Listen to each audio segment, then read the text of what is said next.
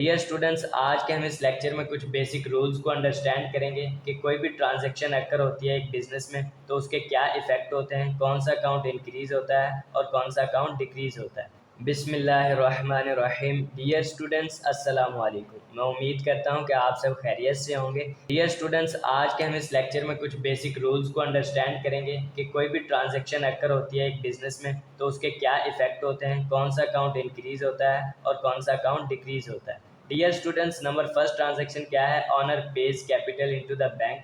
Dear students, owner ने capital pay किया है इनटू बैंक अकाउंट में, तो बैंक अकाउंट हमारा इंक्रीज हो जाएगा।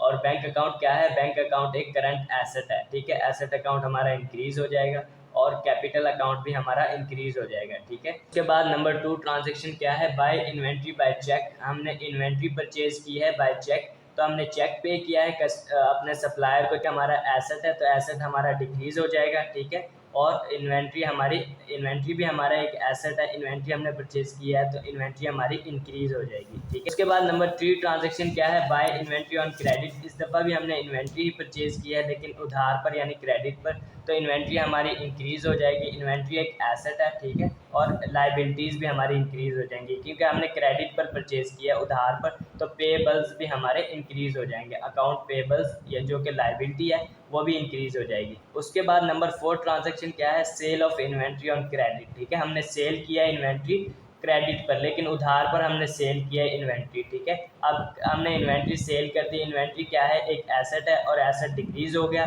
ठीक है। एसेट यानी इन्वेंट्री हमारी डिक्रीज हो जाएगी। और डियर स्टूडेंट्स, हमने क्रेडिट पर सेल किया यानी रिसीवेबल्स भी करंट एसेट है, तो रिसीवेबल्स अकाउंट भी हमारा इंक्रीज हो जाएगा, ठीक है।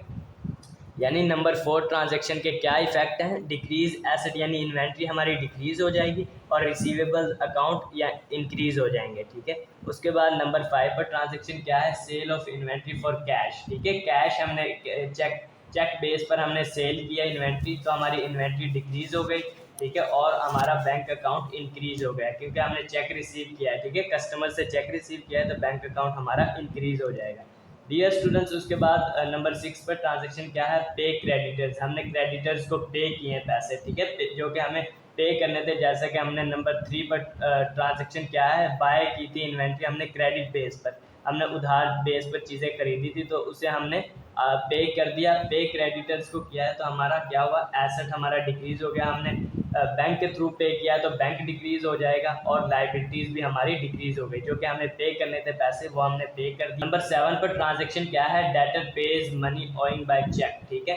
डेटर का क्या मतलब? यानी रिसीवेबल्स। डेटर को रिसीवेबल्स भी कहते हैं हम, यानी जो हमारे रिसीवेबल्स थे जो कि हमसे उधार बेस पर चीज़ें परचेज करके ले गए थे, उन्होंने हमें पैसे पे किए हैं बाय चेक। तो क्या इस ट्रांजैक्शन का इफेक्ट क्या है? इंक्रीज हो गया हमारा बैंक अकाउंट, यानी उन्होंने चेक के थ्रू हमें पे किया है तो बैंक अकाउंट हमारा इंक्रीज हो जाएगा और हमारे रिसीवेबल्स डिक्रीज हो जाएंगे।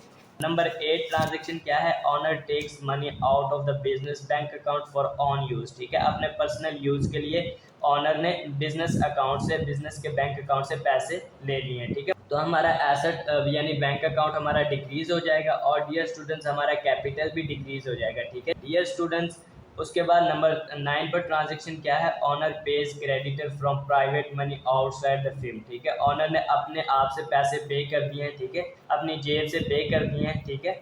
तो इसके अब इस ट्रांजैक्शन का इफेक्ट क्या है? हमारी लाइबिलिटीज़ डिक्रीज हो गई, जो कि हमें पैसे पे करने थे, यानी अकाउंट पेबल्स हमारा डिक्रीज हो जाएगा, ठीक है। और इंक्रीज कैपिटल, अपनी जेब से ऑनर ने पे किए पैसे तो कैपिटल हमारा इंक्रीज हो गया क्योंकि उसने एक कैपिटल ही इन्वेस्ट किया है बिजनेस में, ठीक है। डियर स्टूडेंट्स, इस तरह से ये ट्रांजैक्शंस को हमने अंडरस्टैंड किया कि ट्रांजैक्शंस का क्या इफेक्ट होता है। डियर स्टूडेंट्स, इसी बेस पर हम अकाउंटिंग इक्वेशंस प्रिपेयर करते हैं, यानी कि हम इन्हीं इफेक्ट्स को मद्देनजर रखते हुए कि कौन सा अकाउंट किस वजह से डिक्रीज होता है, कौन सा अकाउंट किस वजह से इंक्रीज होता है। डियर स्टूडेंट्स, अगर आज के इस लेक्चर से रिलेटेड आपके माइंड में कोई भी क्वेश्चन हो तो आप कमेंट्स के थ्रू हमसे पूछ सकते हैं। डियर स्टूडेंट्स, अपनी राय हमारे साथ ज़रूर शेयर कीजिएगा। Thank you so much.